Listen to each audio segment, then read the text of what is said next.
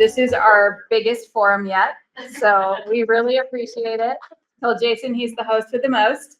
Totally won this one. We don't know what the prize is yet, but we're really glad. I do think that the combined Montpelier U32 component is probably helping out.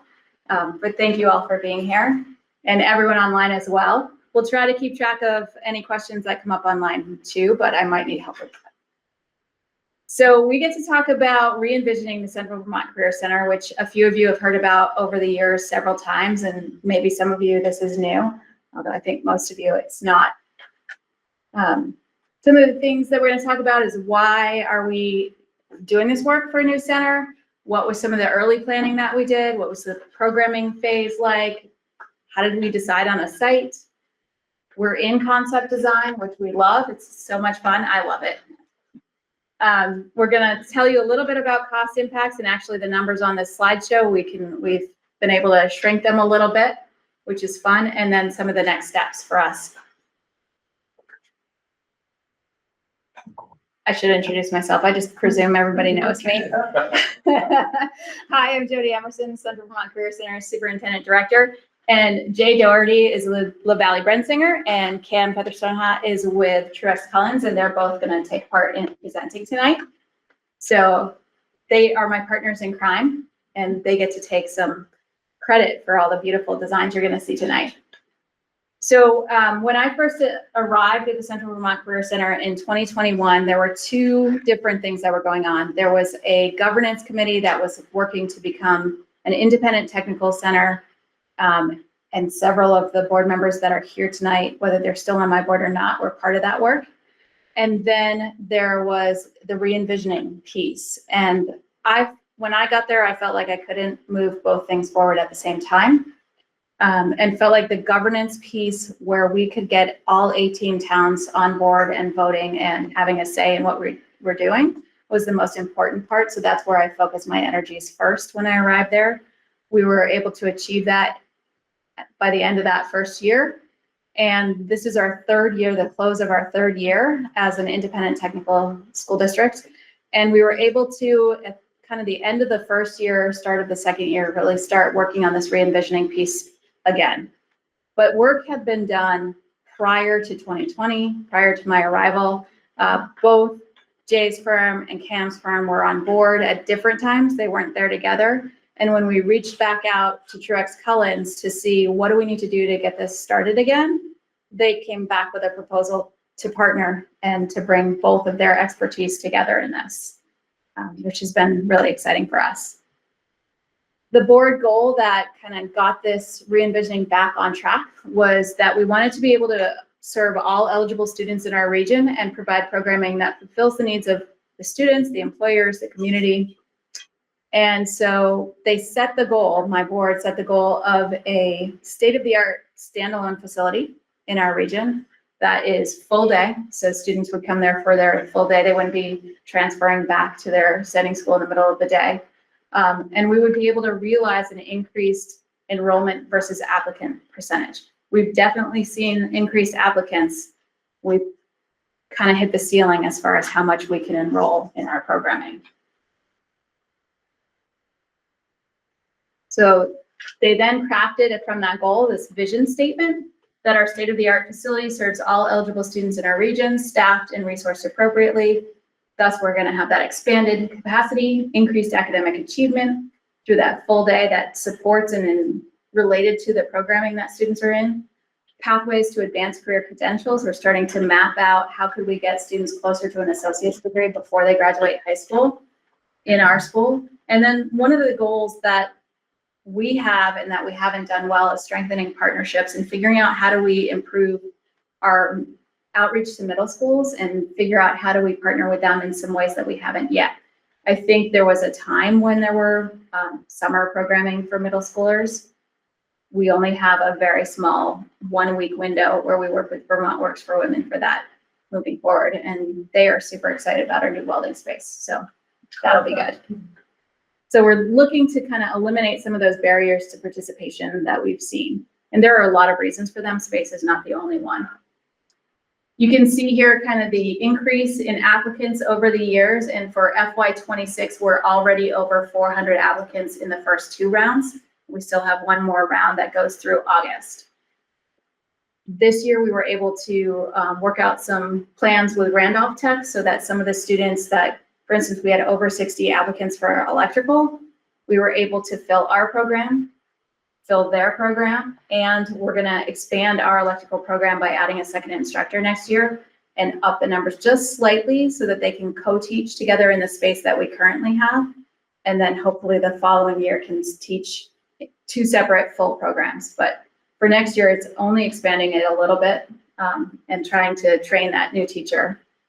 And I think we picked the right one because all of our electrical students on yesterday took their apprenticeship exam, got removed from the building for a fire evacuation that we did not expect, came back in, they all persevered, and every single one of them passed. So it was phenomenal experience to watch all of them, first and second year, the co-op students as well, to pass their exams despite all that they went through. They were 2 hours in, the clock was still ticking down, and they're outside like, ah. So lots of celebrations for sure. So we're considered a full day center right now because we're a 4-hour-a-day programming. There's half-day centers. They have 2-hour programming. Students would go there 2 hours a day for 1 year of building trades, and then they come back maybe for the second year of building trades. And what we're seeing in the places that do that is that they lose students. They're able to have them in that first year, and then some students, just like our Sunday schools have, go off to early college, or they go choose something else, or maybe they decide that's not for them. And if they've done that first year half-day program, they can get into the second year half-day. But if they haven't, you can't. So you can't build students in that second year. So I do really like the full-day model, the 4 hours a day. We would like to see our kids the entire day instead of sending them back to their Sunday schools for those classes that they don't get with us. This is going to require extending our school day, hiring additional instructors, and finding space for that. So if it's not a new center, then it's taking maybe more space from our host school district of Barry. It's renting or purchasing outside spaces. We've found that the state has been very clear, if we rent a space, we can't renovate it with our funds because we don't own it. It's not owned by the school.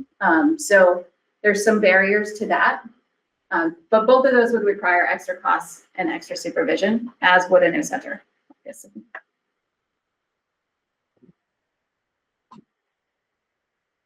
you want to talk? Yeah, talk about the yeah. So just a quick history of where we've been in the project.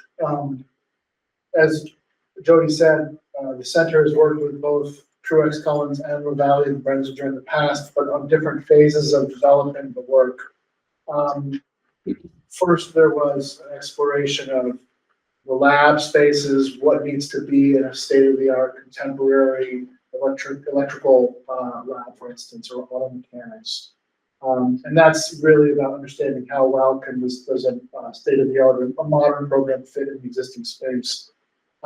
There's a pretty intensive effort to gather industry input from basically business owners, people who own the businesses that hire the students who go to the center, and to understand what do they need in graduates.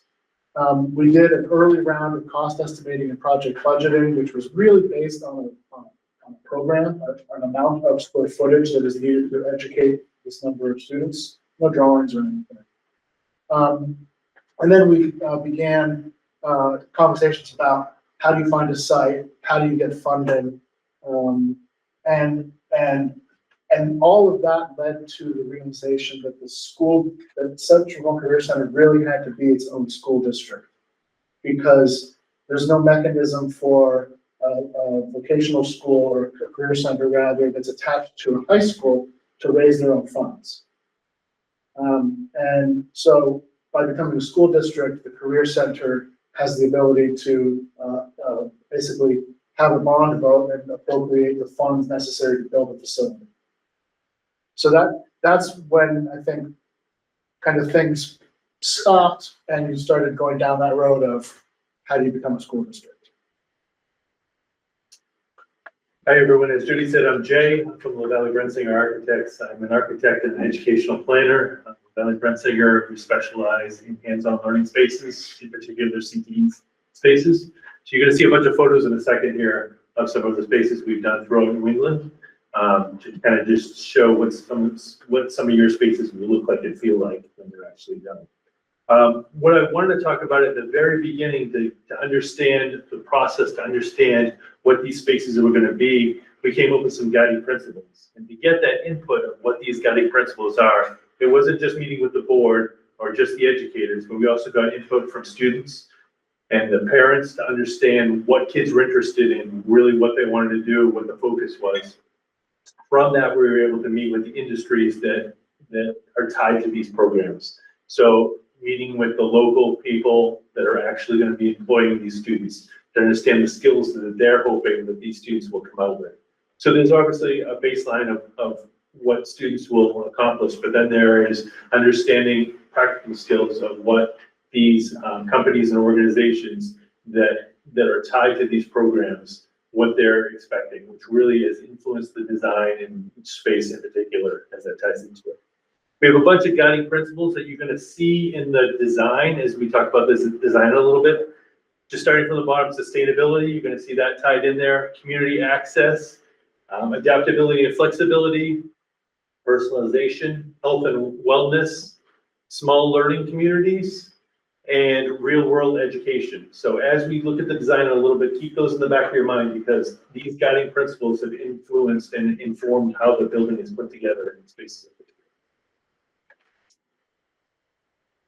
So just to elaborate a bit on the project team, it's not just the two of us.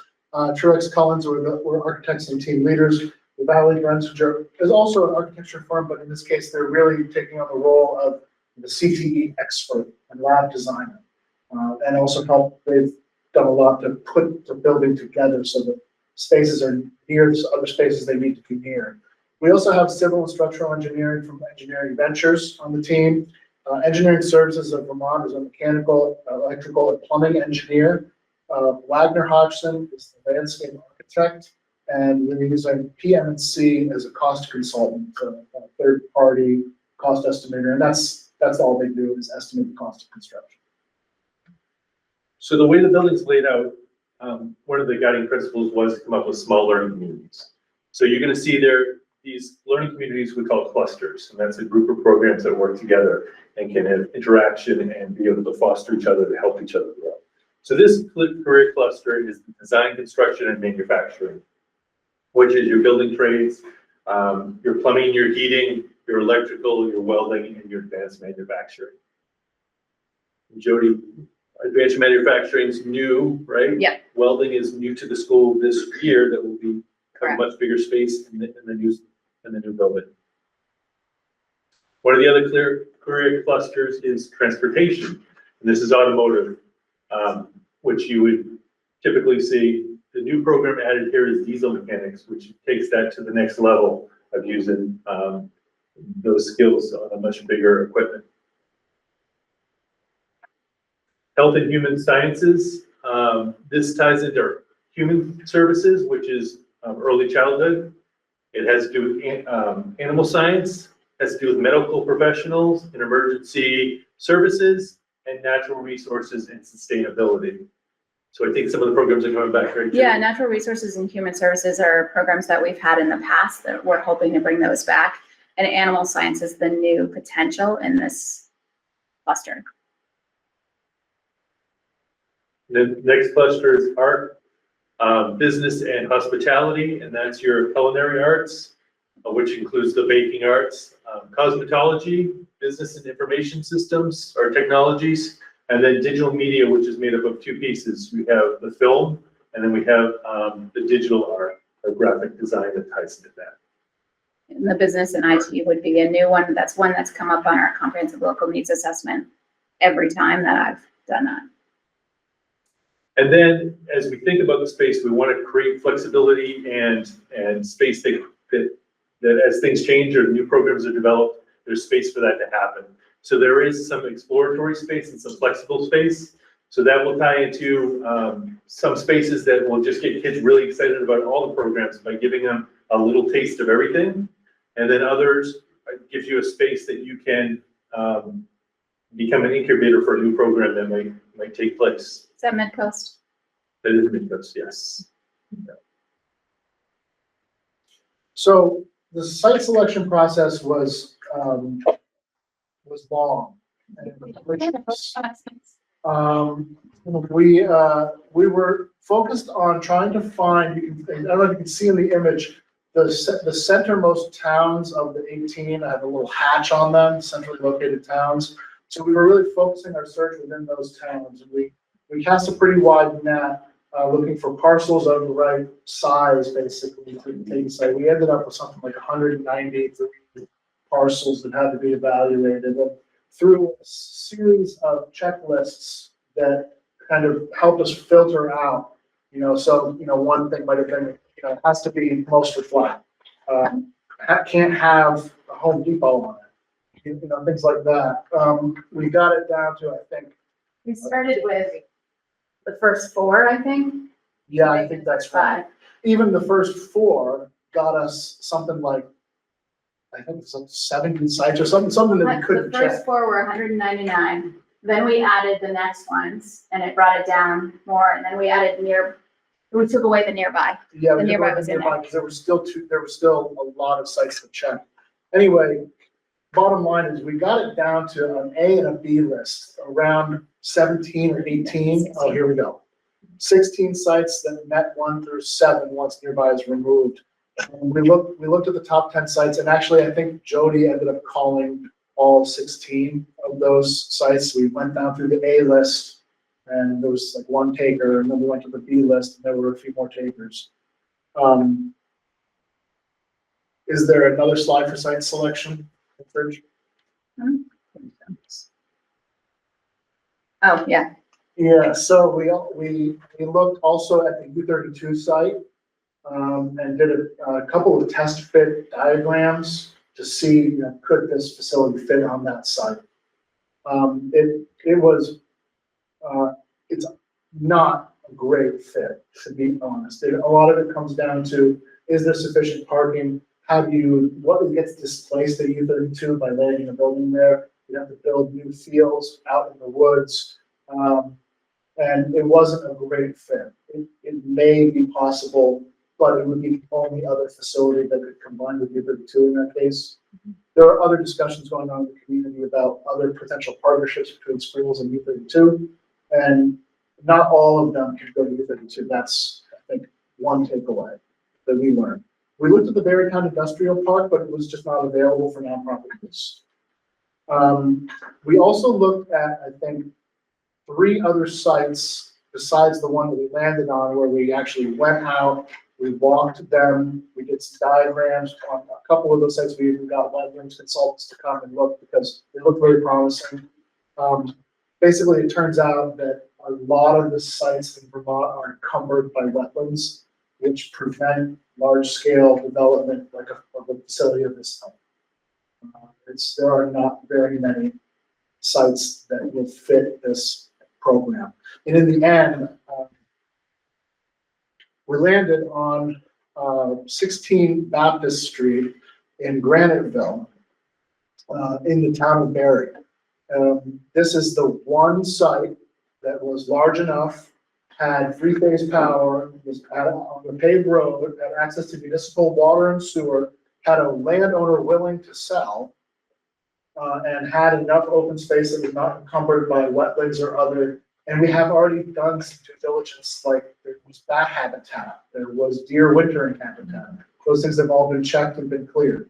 The site passed a phase 1 environmental assessment, so it's a clean site. So it passed many of the due diligence checklists that we would want to have in a site that is acceptable. And so we're down to 1 from like 190 something. We did a very cursory check of travel times because some people gave us feedback that, well, why Graniteville? That seems like it's way out of the way. But it's not that much farther for most of the descending schools, it's a little closer from Montpelier somehow. I think that's because we could get up to exit 6 and down the access road there. But it's comparable. And informally, 45 minutes is kind of what we hear around the state, especially from community members, about where that after that people start to get aggravated by the length of time students on the bus. So in this case, they were all under 45 minutes. So it kind of passed the sniff test for that. We do have to say, we know that some students will be on buses to get to their ascending school. That's true, and that's find true. them again. But that's And not, also, that's not a change. I have no idea what time of day David did this Google search, because that obviously can make the difference as well. What I know is that by using exit 6, it's just going right down that ramp and right up the other side. So whoever invests in that gas station that's down there, Dunkin', I recommend it. The kids run on Dunkin', and it would be a hot seller. Just anyone that's looking for a business venture. So we've done some location plans to try and illustrate what this actually looks like in an aerial photo. So the white blotch in the left center, kind of lozenge shaped piece, that's Rock of Ages. Just south of that, to the left, is where the center would be. And that little hamlet is Lower Graniteville. You can also see it's pretty close to some of the major quarries. It's all kind of And these are still working within a for us half as well. mile distance. Yeah, those are still working quarries, some of them. This is getting a little tighter, looking at where it would be relative to Lower Graniteville. That parcel is outside of the historic district, and it's nicely tucked behind a lot of trees. It's a heavily wooded site, and the intention would be to keep a forested buffer zone, 50 or 75 feet wide between the development and the property line, so that we're not putting a big building with kids working on cars, something like that. Now we flip the property a little bit, so that's the north.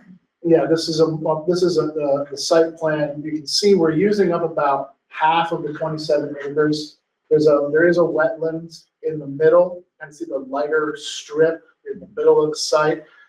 We've had it delineated now, and we've had visits from the state Agency of Natural Resources. And that wetland area has actually tightened up a little bit. We have a little bit more breathing room on the site, which is good as we develop. There is some additional wetlands that we found along the east border, but it's quite manageable. And there's plenty of site left over for this development. This one actually also has 3 right-of-ways onto it, so you can see the design is using 2 of the 3 right-of-ways. The other one's Yeah, this other. this parcel has 3 access points from Baptist Street. So right now the thinking is we'll use 2 of them. One of them is in, one of them is out. We're gonna show the plan in 1 second. Can we just go back there real quick, Judy?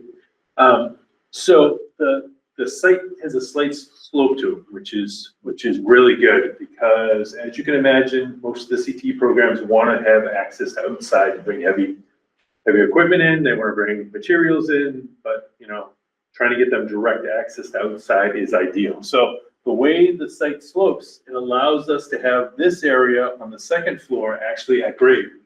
And it allows us to have this area on the 1st floor at grade. So we have 2 at grade areas, which really plays out really well for the programs we're about to show you. So as we turn the plan one more time for you, just to confuse you one more time, that main entry is right here right now. And that brings you into a heart of the school. This space we're gonna see in 3D in a little bit, but this is really the space that we will really energize the students. It's the space that will be the commons for all the programs that happen. This will be the presentation area. This will be the space that will be the cafeteria. This will be the space kids will hang out before school and after school. And this will just really be the heart of the school with everything happening in it, with all the spaces connecting to it as we look at the plan here. As we come in that main entry, that front entry here, right next to us, we have the admin. So admin has eyes on everything that happens. There will be a set of doors with different levels of security to allow those who can get to certain parts, So admin is right here at the front with access and eyes on everyone showing up here. And then we have two programs right next to us here. One of the guiding principles, if you remember, was community access. These two programs really rely on that community access. One is cosmetology. They need students for, they need people to come in. The students need people for that. And the culinary program, they need visitors for that too. So there's a way that the doors can be locked down, that people can get into these areas securely and be able to access those areas right from that main entry without getting into the heart of the school. As we turn down, again, that heart of the school, as we turn down this corridor, this is a bunch of our health and human services spaces. We have, at the end, we have an early childhood that has a playground outside of it. We have the animal program, animal science program. We have natural resources, and we have Medical professional. med professional and emergency services. And I can't remember which is which, but they're both there, and they have an overlapping because they share a lot of the same resources here. All of these spaces, as you remember, one of the guiding principles was to create collaboration, to create communities. So this becomes a small community with their own small community space in there. As we look at the 3D, you'll begin to see how that community space for all these people, all these students to be able to use really comes together. Up again, the heart of the school, we have one of those flex labs that really will get students engaged in what's happening there. So there's a lot of views into that. That can also be used for public after hours for adult ed and other programs too. And then one of the pieces that's part of the plan is a gym. And the gym right now we have as an alternate to figure out if that's going to be in the project or not. We're pricing that separately. But if the program becomes all day, we'll need a gym. So we have that with locker rooms and everything that ties to that space. The heart of the school extends upstairs. That presentation area, that learning area is really a large, big stair, a learning stair that connects both levels. So as you look at how this works, it really in 3 dimensions, this happens on both levels to connect the school. So you'll see that heart right there in the center. As we move down that same corridor, these are a bunch of our flex labs where we have flex labs happening. We have classrooms that happen also off the corridor. These classrooms can be used for multiple programs and easy access with the labs right beyond that are more intricate and tie into a lot more of the laboratory pieces that are needed for those. And that's where programs. exploratory would be. Exploratory place. And they also have a learning community that ties to that too. Right off that, again, off the heart, we have guidance and a bunch of the student services spaces that have really quick access to students that might be in that space that might need to talk to someone. So they're really connected to the heart of the school. Also tying to that, we have a library / commons that ties to that with smaller book rooms and breakout spaces. So students need quieter spaces to do things. They have spaces right off that. And then we have a bunch more of the art spaces here. This is business and IT. And then we have the digital graphics and film, which tie in over here.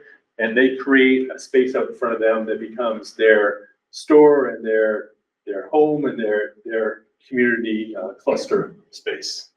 They can also control the audio-visual stuff in the center of the school. Yeah. As we move down the corridor here from the heart down this way, we have a bunch of the heavier trades programs. And if you remember, this is second floor, but this is also at grade with access of overhead doors to get equipment and materials in. So from here we have plumbing and heating, we have building trades, and we have electrical. And then on the other side, we have welding and advanced manufacturing. Those all work together with, again, their own cluster that these programs all share a space in the center. And then at the far end, we have automotive and diesel. And they have a space to bring a car or all cars right into there, into the lifts, and then back out the other side. So they have access right through there for the automotive. So just a few vignettes of what this building might look like as currently envisioned. So this is what it would look like as you're coming up the entry drive. You know, it's a long bar of building set on what is intended to look like a stone cliff. We're hoping to use berry granite for the base. Maybe go to the next page. And this is us coming up around the corner. This is where the buses would turn in to drop off, or visitors would turn in. But I think you can see the little playground out front of where the it's early services, but it's really early education. Early childhood education, yeah. Yeah. Daycare training. And that's our main entry there, just to get your bearings of where we're heading towards. So this is coming down the drop-off loop where the buses would drop kids off. This is what the front entry might look like. This is just looking back at it at another angle. It's forgive the It's conceit. so beautiful, you can't help but look back. Admiring our own work. This is an overhead view so you can get a sense of the building massing, and you can see how the vocabulary here is trying to keep the vocabulary somewhat simple but also elegant. It's basically a series of interlocking boxes, so it's not an overly whimsical, but it's nicely composed. There's a few more. I think we spin around in the air so you can get a view from a couple of different angles. So You can see the sustainability with the we've got the roof. acres of solar panels on the roof right now. And And all this the is kind of, skylights as well. yeah, and you know, we're trying to use natural light in as many spaces as possible for both health benefits, but also to keep the electrical bill down. This is now we've come around the kind of what we might call the backside of the building, as Jay was saying. Even though it's the second floor, it's at grade because the site slopes about 16 feet, which is roughly 1 story. So it's kind of a happy accident.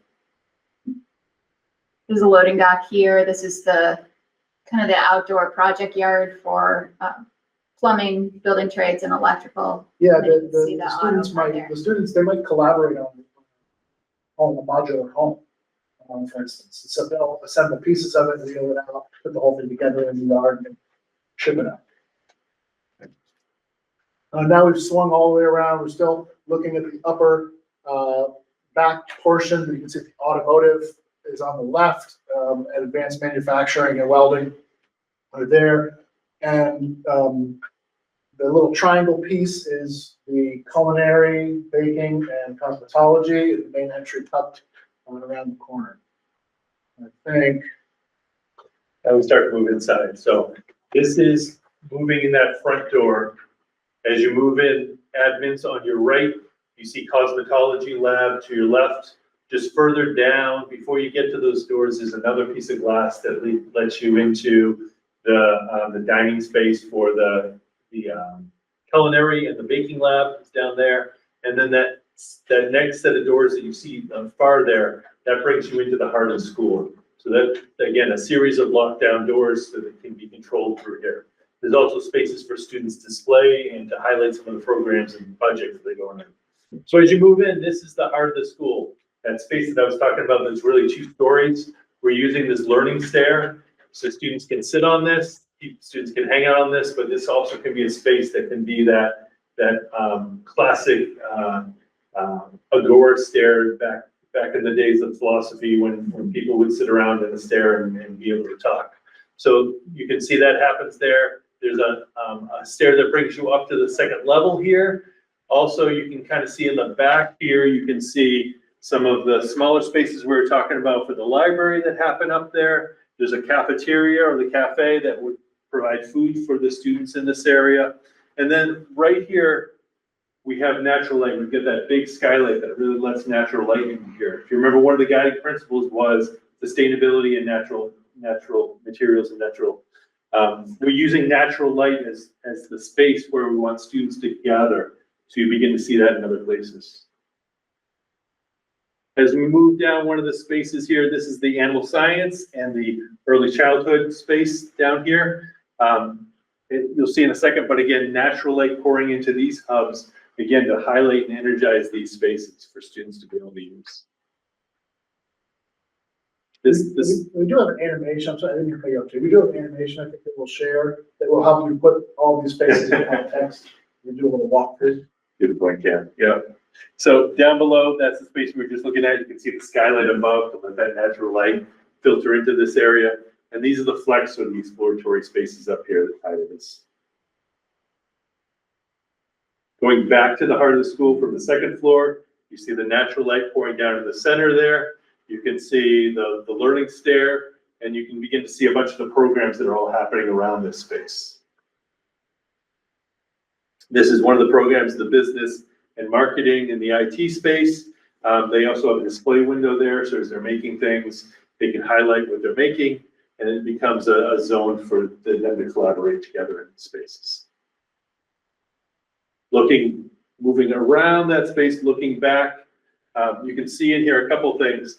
This is the presentation wall that we were talking about looking down the stairs at. We have admin space that has views on that. We have other educator spaces looking in on this space. We also have an elevator that's a little disguised there, but is back there. So it is fully accessible for everyone. But this just becomes that heart, that common right in the head center of the school. As we move down to the automotive, at the very end, we have building trades that happen along the side with plumbing and heating and electrical. And then on the other side, advanced manufacturing and welding. And this becomes their community space that they share with, again, natural light trying to energize this space. I think this is a new camera. But over the tree, see if it works. It worked the other day. Yes. What's advanced manufacturing? Good question. So it could be a space where we can bring back the granite, the design and fabrication. It could be where we're looking at some of the work that like Beta might be interested in with composites manufacturing. It could be where some of the other industries that have manufacturing of different types might influence us. So it's advanced manufacturing because we don't quite know yet what that would be.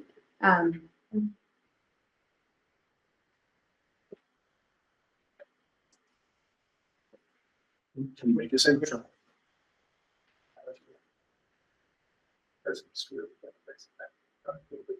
So this is, as Cam was talking about, approaching the building.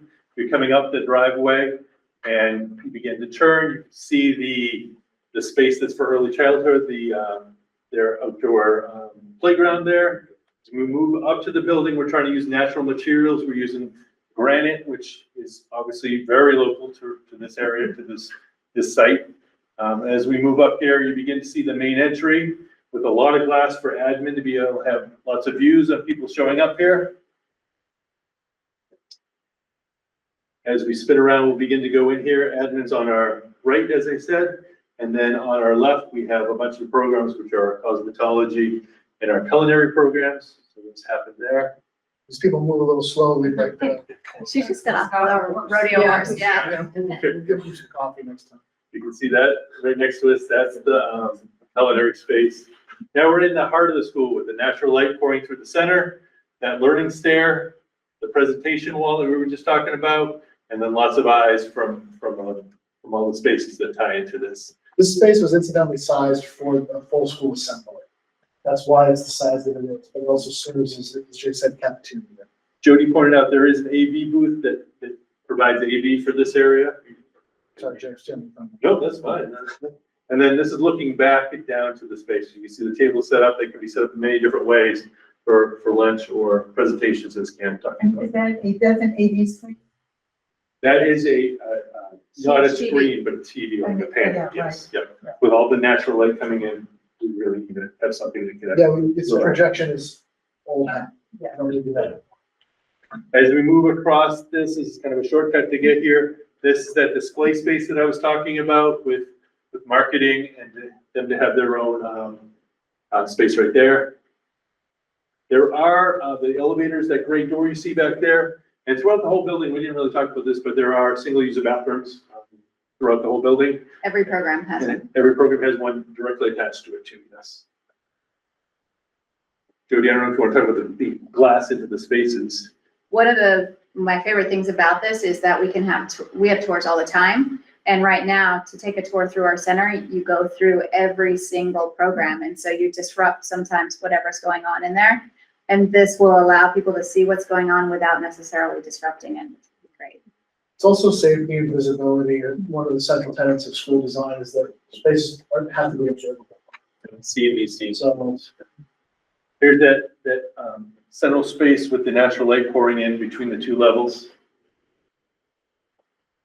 And these are very flexible lab space or spaces for collaboration at different heights, and they can use them for many different things. You could have a small group of students out there and you still have visibility from the classroom, so students being able to work out there. yeah, it's a breakout space.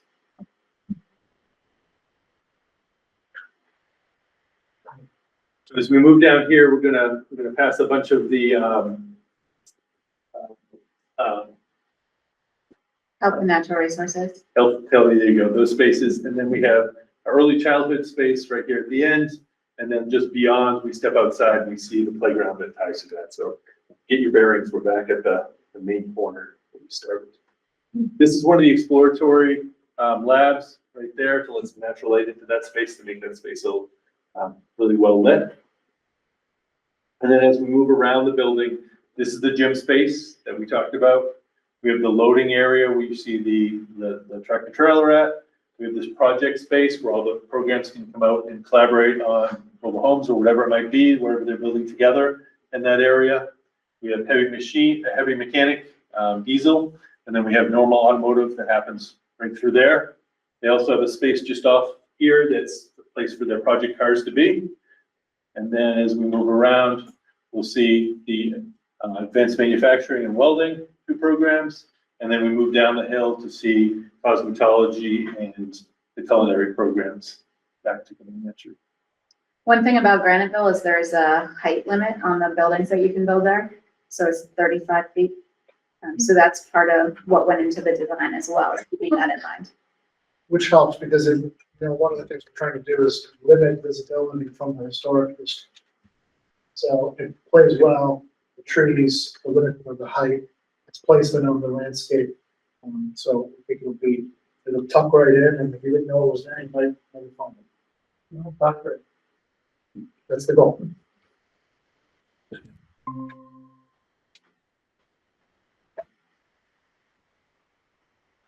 So it is being cost estimated. You've got the first round of that back and you're giving them some feedback, 167,000 square foot facility. And we are able to say now that we expect the cost to be between 140 and 150 million.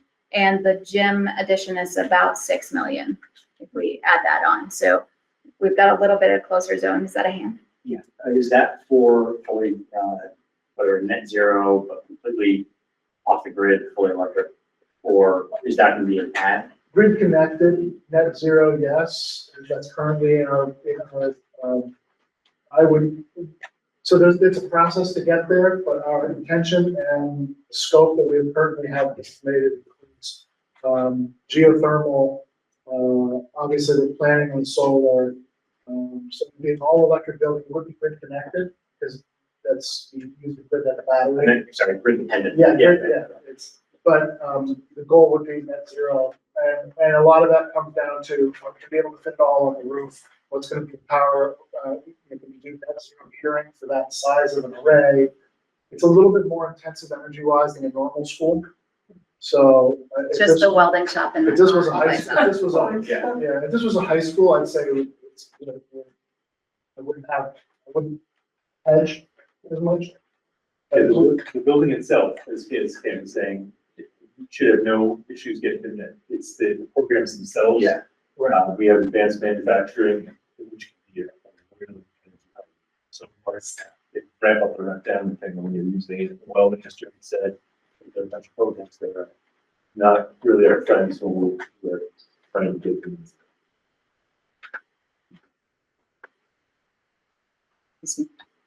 How many students is concerned? We think the occupancy is about 500, potential occupancy. I think there's more exploration that needs to be done. It could possibly be turned up a little bit from that. One of the features of the design is that, as you may have noticed, is the classrooms are adjacent to the corridor and the labs are behind the classrooms. And the intention there is that as the center makes its transition from full day to standalone, and once students are not going back to their sending school for their afternoon class, they can utilize the classrooms that are already in the school for those other classes. So, you know, because right now, in a traditional, forgive me if I get this wrong, but a traditional CTE lab space, they all have a classroom, and the students spend about 20% of their time in the classroom, about 80% in the lab doing hands-on, like the training. That means that the classrooms themselves in the traditional CTE center are, you know, 60 to 80% unoccupied.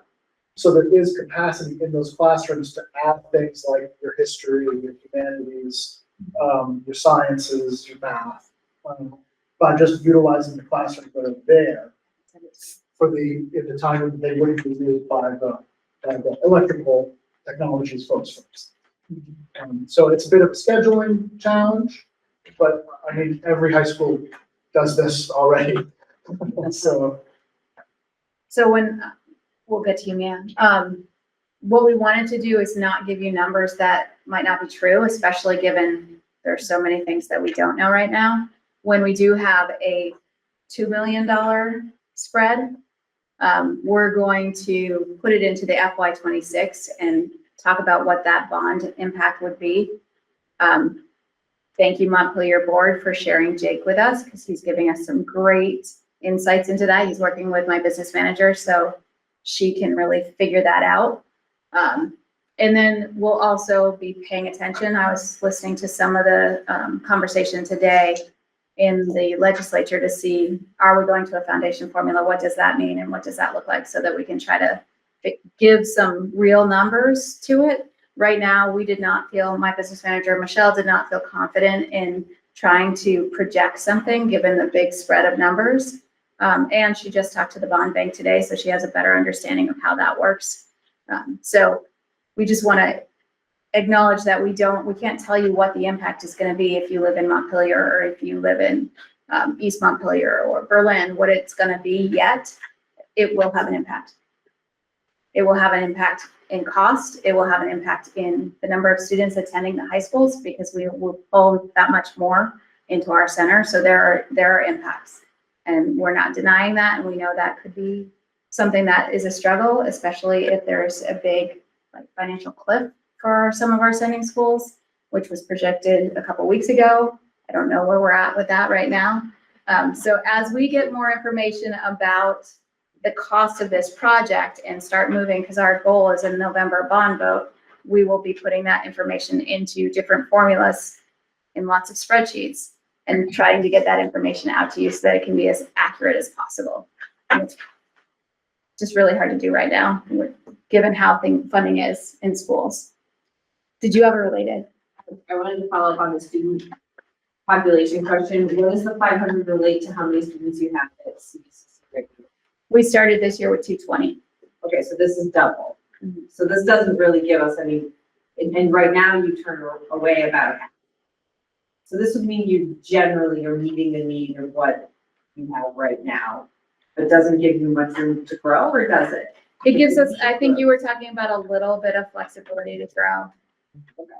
Yeah. And there's more land there, should we need to grow in the future, but I don't know how much, and we don't know what the configurations of school districts might be in the future and what that might look That's my next like. question. How many students are really interested in going the CTE route versus staying in a more traditional school? Well, you know, right now around 500 want to be at CTE. Yeah. In our region. Yeah. Or in our 18 sending. 18. Sending.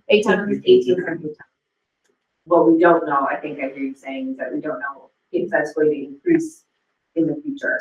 Right. But yeah, it's hard to say. And 18 sending towns. Yeah, I wonder if that's going to be its own district someday. It very well could be, right? And we also don't know, right now that bond vote will go out to 18 towns to decide in a commingled vote So it's majority rules, whatever that is. And then we could also be moved into a one CTE district, which then spreads that cost across the entire state. There's a lot of things that could happen, so it's So the really, whole state would be your one CTE, is that what you're? that's what That's one of the options. agency's proposal Right. is, yes. That's what I was wondering, is that was important for this one, for CTE? It doesn't speak to that. It doesn't say how districts will go. So it doesn't really signal CTE out as separate.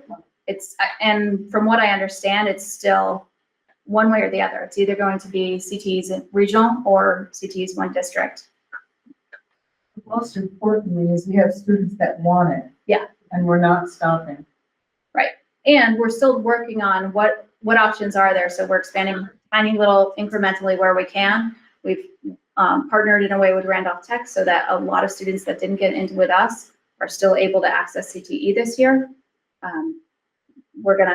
There's gonna be some growing pains with that, but I think over 40 students from our region are going to Randolph next year because we don't have the capacity. So I think there's maybe some other potential opportunities that will arise, but that also means longer bus rides for kids or longer drives and those sort of things. Just a couple quick notes that are kind of tag-alongs with this is that, you know, the benefit of increasing the number of students that go through CTE is, number one, workforce development, which is a huge issue in Vermont. Last time you guys tried to hire a lot of their electrician.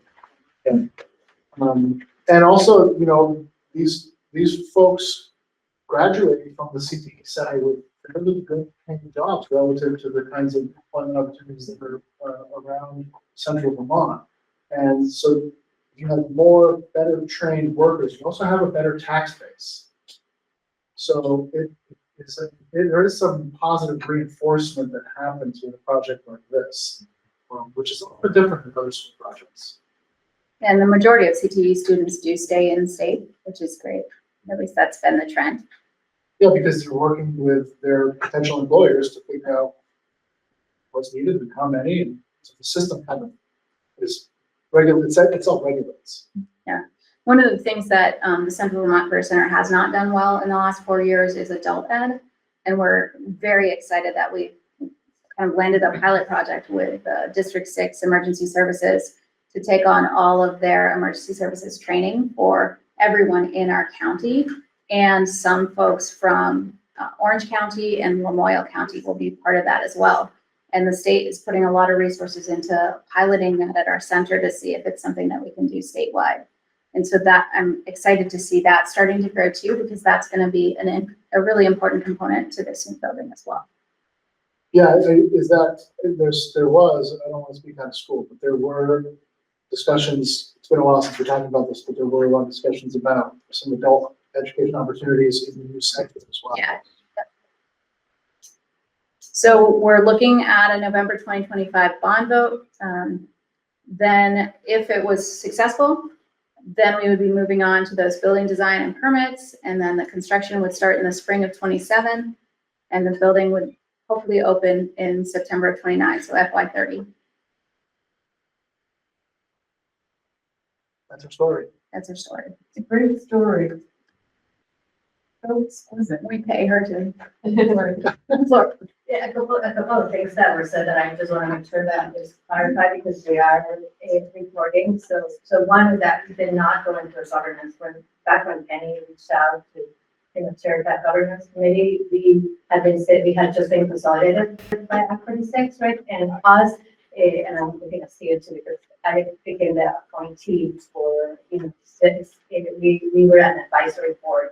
And the reason we wanted to be not an advisory board is exactly not because we wanted to have a fund, but because we wanted to have the quality funds programs and have access to the programs. It's good because we had lost the early childhood, for example. We had lost the training of teachers. We were about to lose the baking. So, I just want to, because otherwise our towns will be very happy if they thought that that's why we were doing it. And at the same time, making the career center is also because we have the pathways evaluation. So it's another way for our students to graduate and still go to college, because otherwise we continue to put that stigma and kids that are going to the career center. So we're doing this because we know that this is how our kids are learning, but it's not just because career education is super important, and our kids, if you're a plumber, you're as smart as the CFO of our service. You know what I'm saying? So I just don't want that to be, so we want to meet the needs of our students and have partnerships, like we were just having that in Dojo, but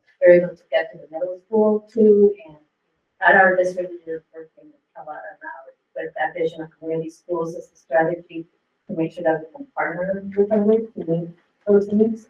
But this dream is about better outcomes for our kids, how they learn in our district. So I just wanted to add that. It's not like that criticism or anything, but abundant, because the town is so sensitive, and when you're trying to pass, it took a lot, it's like a year and a half to get the AOE kept saying, why do you want to do this? The trailblazing experience, you need to do this, and we're like, it's sort of funny. And the first thing we did when we created the board was create those 3 committees, right? The policy committee, the governance committee, the finance committee, is off their negotiation. And we create those goals, right? But it was for the kids, not us. So, Flor, as a U32 board member, you were on the regional advisory board. Then you were appointed to the CVCC board when we became a new district. And even though you're not the appointee right now, you're still on our facilities committee. And so that's why Flor can speak so eloquently about it, because she's had so much involvement the whole way. Yeah, and Mike DeWeese, who the Penny's partner, they were like, we were in the middle of the pandemic when they came up with it. So it's 2020, and they're like, they want to create a career district. Oh my God, that's right now. It's like, so I love the meetings. Well, that's my excuse for getting the details wrong, because it was 4 times.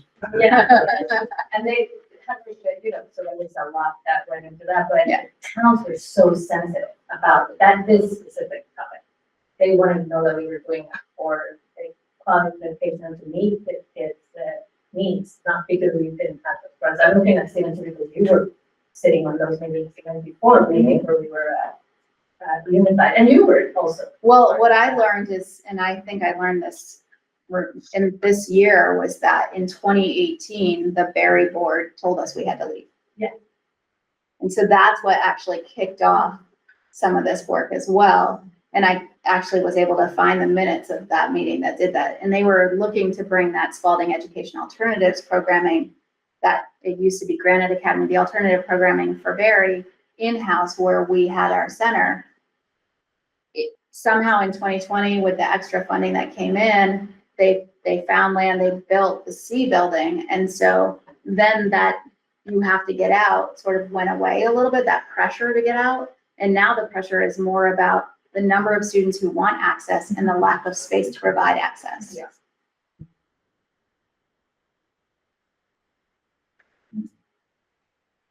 Any other questions?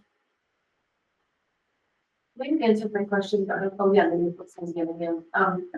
Is there a negative financial impact for the Spalding building by sleeping?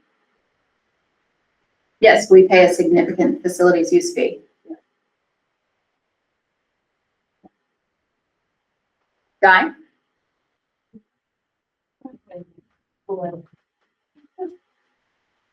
You're muted, Guy. Oops, sorry. Technology. Thank you, Flora, for speaking. I just want to say something that I probably haven't said before I think this is my 4th year as a board member. And I was on the RAD board when they started discussing this, and I got to be honest with you, I was not overly excited about it because I had a tie to the Career Center because this will age me in many ways, but I was there when the Career Center and started, and I had kind of had a love affair with the place, and then the more I learned and the more we looked into it and the more we studied it, my mantra became, I cannot in good conscience as a board member continue to turn away 200 kids who want to be in the trades at a time when Vermont needs tradespeople, at a time when the tradespeople are retiring at a high rate. And um, and then I signed on to this and I said, well, there's a lot of things going on in legislature, blah, blah, blah, blah, blah. But you know what? We started and we have gone forward, and the board has said, we're going to go through with this. And I'm really proud of the board for doing that in a time when there's a lot of uncharted territory. But you know what? We're dealing with an issue that is very real, and hopefully, we will succeed, and we'll see what happens. But this is exciting stuff, and I want to follow up on what Jody said today, and this is just a small piece of what happens there. Today the electrical kids all passed their exams in spite of a crazy whatever happened. Seriously, that speaks to the staff. That speaks to what's going on there. So, I just wanted to say that. I want to be clear. I am a convert, and whatever the legislature decides, whether I don't know what they're going to decide, but I'm on board. So I just wanted to say that. Thanks, Jack. One thing's for sure, that I've been working pretty much exclusively with school districts in Vermont for the last 10, 11 years. And one thing I'm certain, there will always be uncertainty and trepidation. There will always be some machination state house. There will always be discussion about what ifs and what maybes. And, so there's an opportunity here, which the community can actually provide some leadership and can provide a stake in the ground. And, because if you build this center, it will get used. We know that there's demand. So this is actually where you get certainty. You don't necessarily get certainty. Yeah, but created as a community. That does make me wonder though, if it's not worth building a larger facility that would potentially be a high school that is for more kids than. This is like going way out into left field, but given that there's so much uncertainty and the cost of building a new facility and the need for updated facilities in our state, it just makes me wonder, like, are we gonna potentially build this one and then 5 years later need another brand new high school in this area for some reason that we haven't thought of yet? I realize that would be a little ridiculous because it's, yeah, it's already a heck of a lot going. It's an interesting question, and what I've observed, I've worked on a number of schools around the state, and this is sitting in an example. Most of the state built central schools in the center of town or near the center of town in the 50s and 60s. After the Second World War, you had the automotive boom, you had the innovation of busing. A lot of the one-room schoolhouses all around the state got closed. So in the 50s, they built these central schools. In Montpelier, they built a portion of what we're in today. Then in the 90s, they came back and they expanded because there was a big population. In between that, like I worked in Williston on the Williston Central School. They built a piece in 1949. Then in 1956, they built another piece. And then in 1966, they built another piece. And then in 1991, they built another big piece because that was the millennial bulge. And they had an appetite for entertaining the needs, and part of it was the country was still expanding. There was, the baby boom. There was tax income, and they had an appetite for building what they needed And then in 5 years, they needed more, we build it. Kind of like modular designing. And I think we've designed this in a way so that, like we said, that gym piece is a possible addition. You know, maybe it's part of the initial build, maybe it's done down the road. That we see that as a kind of flexible piece, you know? If you don't build it right out of the gate, then maybe that doesn't become a gym, or maybe it becomes another career cluster then. In a future build in 5 or 10 years. But I think, you know, we're on a, project will be completed in 2029. That's 4 years away now. And these things happen on that kind of 5-10 year time horizon. You sort of see those things coming. Demographic studies would help to forecast, you know, 5 or 10 years in advance, because the kids have to be born, you know, 5 years before they start going to school, and really 18 years, 17 or 16 years before they go to school like this. So I would say that it's up to the community to have an appetite to build the project that's needed today, and to be reasonable with themselves about looking ahead and seeing, is something needed in 5-10 years, and then do it then too. Rather than build more than you need now for an uncertain future. I think that would be my counsel. Go back to the kind of appetite that we had in the 50s and 60s for, we need this now, let's build it. We need something in 5 years, we'll build it. Except for the gym. Well, the gym, and that has more to do with full day programming and PE. One thing we didn't mention is that there is room for expansion beyond the wetlands, so you have a really good point. But I think it's going to be enough of a work right now to encourage the towns to support this. That in the future, 5-10 years from now, there is room on that piece of land. Yeah, I think that was kind of my worry about thinking about anything bigger than this, is the 150 to 200 million that we were originally pricing it in was just like, I don't know if we could even, if it came in at the 200 million, I don't know if we, as a board, would be able to move that forward or feel comfortable doing so.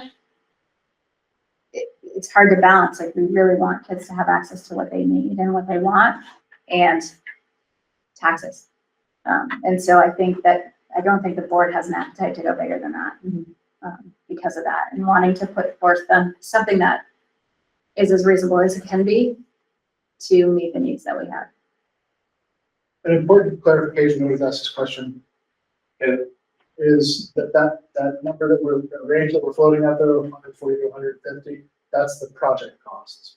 So the construction cost is a portion of that. That also includes permitting, legal, land acquisition, engineering fees, all of the due diligence associated with it. So it's equipment, furniture, exactly. So that's the kind of the all-in number. So that is all in, all of the furniture, equipment, everything needed to the facility.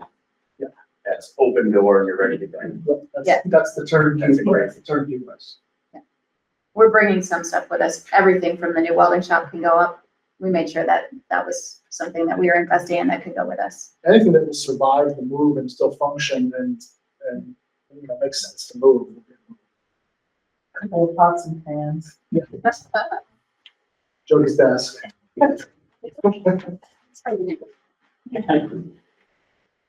you talk a little bit more about, I'm just thinking about the newer programs like animal science and human services, and I'm wondering, based on current applicants and enrollments, how clear is it that there's a demand for some of these newer programs that will build these spaces to be, you know, incredibly beautiful and ready for use? But how clear are we that there's a demand in this region for animal science, health, human services? And I know that there's a demand, but what's the demand? Because our students here about Montpelier, I think there's a lot of heavy trades. And in the virtual tour, there was kind of I think I saw one electrical room. Yeah, but the full day and the scheduling that we're going to be able to do, we can have more than one electrical class using those spaces. So there's Ways to expand it. Yeah, there's ways to expand it. So though I'm not seeing just one electrical class, one plumbing class, one building trades, I'm seeing 2 of each. And so that's incorporated into the numbers of 500 students. The other ones are all the ones that have come up in the 2 years of comprehensive local needs assessments that we've done, and the feedback from our students and from your students that haven't attended our center. What would they be interested in, as well as some of the industry response of what it might be needed and some of the labor market data. We're just gonna kick off another CLNA year. I don't know, you guys have been integral parts of that, so maybe one of you wants to join again, and we'll see if there's a shift. And I think one of the things that we still need to do as we're looking at that, are there any programs that we don't anticipate opening in that first year that we can leave that space so it's more of a flexible lab space, and maybe it doesn't turn into animal science, maybe it turns into something else because that makes more sense. So those are the conversations that we still need to have. We're nearing the end of when we could add any programs. Like, we can't add anything that's going to be a lot more expensive.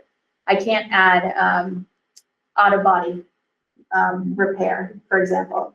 The paint booth alone, I've heard, is going to cost me too much to add that in. So there's those kind of transitions that we can make, but there's some programming where if it's a science lab and there's some spaces where breakout spaces for consultation, that doesn't have to be animal science. It's just what we have on a placeholder right now, if that makes sense.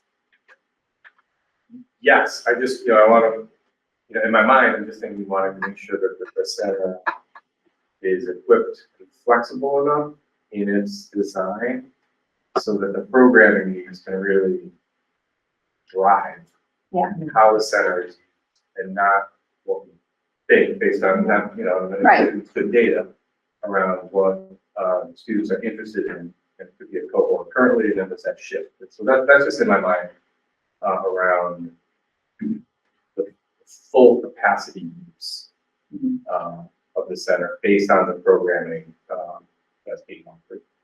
It's a good question that I have. Thank you.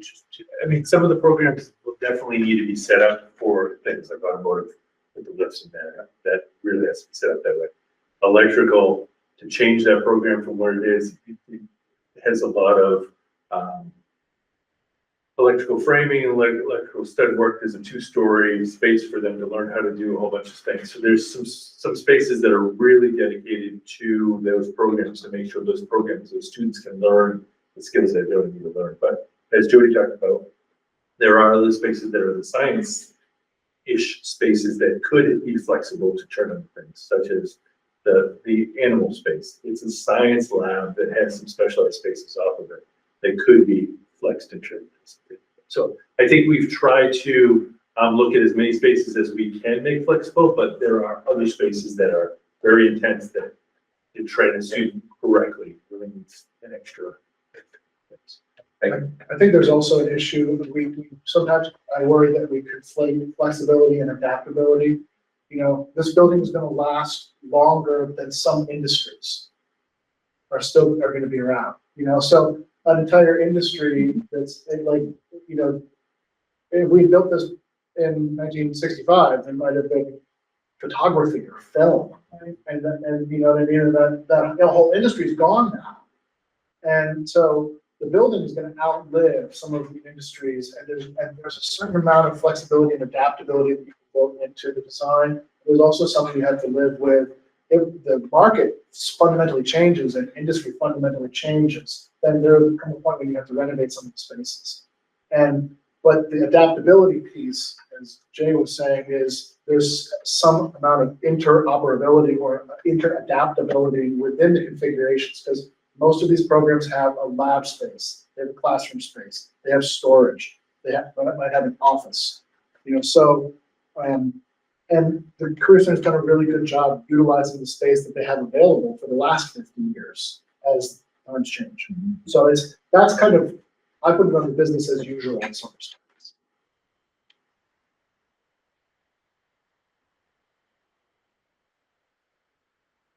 It's better and better. I'm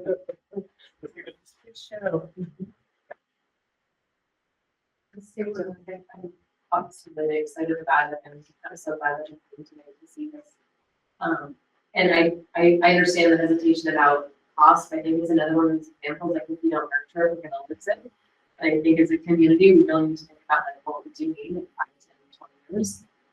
And I also was struck by, as we could sort of fly around the building, like that's gonna be a major employer in that area. Like it's gonna take a lot of people to run that building. So like, I don't know, like 50 to 100, you got 50 people now, right? 35. 35. so in addition to the investment for the students, it's also sort of like economic opportunity for everyone.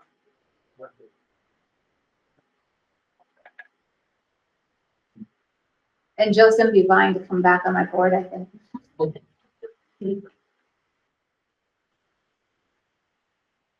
Any parting shots? So I'm sorry, was the land is under an agreement, or has the land, is that dollar figure, you said that includes the land acquisition? Yep. We have an option on the land for the next 2 years, so they can sell it to anyone else over the next 2 years. So we need more. Help us with that bond vote, and if there are concerns or questions, please let us know so that we can keep trying to answer those or respond to them.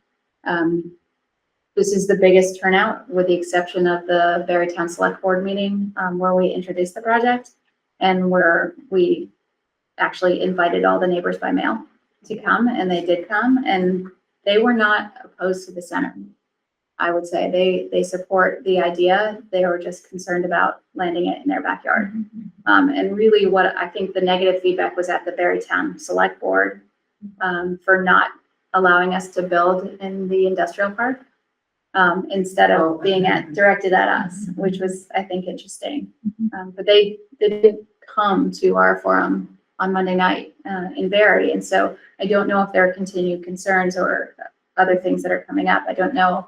I know everyone's kind of like, who knows what taxes are going to be like, and we don't have real answers on the numbers yet. And so that when we get that and roll that out, help us with sharing that information so we can get the feedback we need to make the right decisions moving forward. Is there a plan in place yet for like getting that information, just the base, like once we know what kind of effect it's going to have, so that people don't just see it as a line that they're just gonna, the taxes. Yeah. Is there already like a plan for that?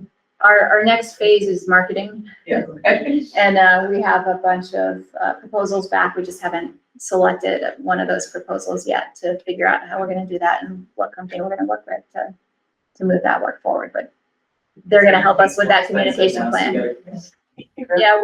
Yeah, we sort of have a two-pronged approach. We're going to start the marketing piece, and we're going to start our strategic planning aligned with our comprehensive local needs assessment, and really try to move those things forward together, to just address that. What are the things we need to do? What do we need to do to build up to this center? It probably won't be 100% full on that first year, but how close can we get? What can we do along the way? I've wanted to do full day, not sending kids back since I got to the center, and there have been barriers to that. So when can we start that? And what does that look like? How soon? How many instructors do I need to add? And how do I do that? So there are a lot of things that we're needing to put together on the way.